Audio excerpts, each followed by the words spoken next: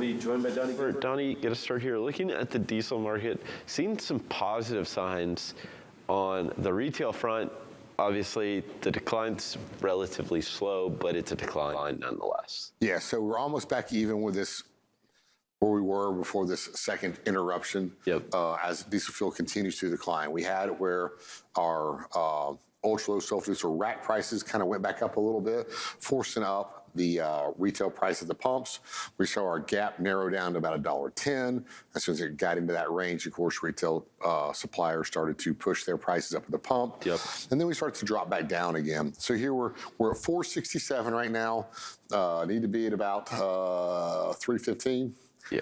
But, this is one of the biggest reasons rejection rates are so low. Yeah. Carriers are, because of such high fuel prices, carriers are having to drop in and haul their contracted freight just because they need that fuel surcharge. Basically right now, it's real close between contracted rates and our spot rates, except the fact that contracted rates have a fuel surcharge that can add almost 70 cents per mile to their loads, where spot rates are all in. All in. Yeah. So that's why this is really important to keep an eye on. If we can see this drop about another $1.50 over the next few months, then it could keep the pressure off of the acceptance of contracted freight, which then now we got to watch what's going on in just the spot market rate to see how that would affect. But right now, we say this is one of two pressures that are pushing rejection rates down.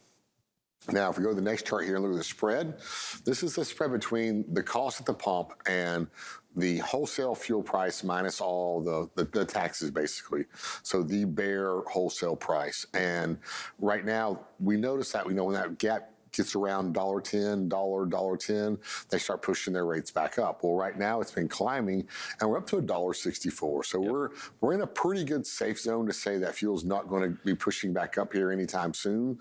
But if it does, it's because we'll see this dropping back down, and down this, I see right here's where it started to push back up, and we dropped down between that $1 and $1.10 mark. Yeah, I mean, even if you look back over here, January 14th through the 19th, when we were at that $1.30 range, they didn't necessarily push rates up, but they didn't go down as fast as they were going back when we were at $1.50, $1.40. Yeah, hopefully this will help accelerate the drop. We've been dropping 1-2 cents a day over a little while, and we'll say it'd be very helpful, and not just to truck drivers, but to any American that owns a car and drives a car, Yep. for fuel prices to drop down, especially during the first quarter when things are already very tight. Yep. Fuel being one of the top two biggest expenses of a trucking company. Yeah. We need those prices to come down. Money's already tight.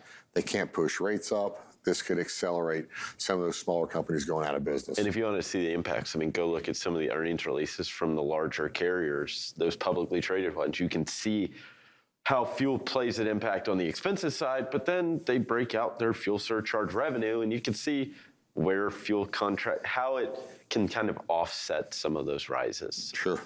We come back to the rules of the NTI, and then we'll dive into some data on some reefer. Awesome stuff. Thank you, Donnie. As always, right now we'll hand it back over to Kaylee Nix.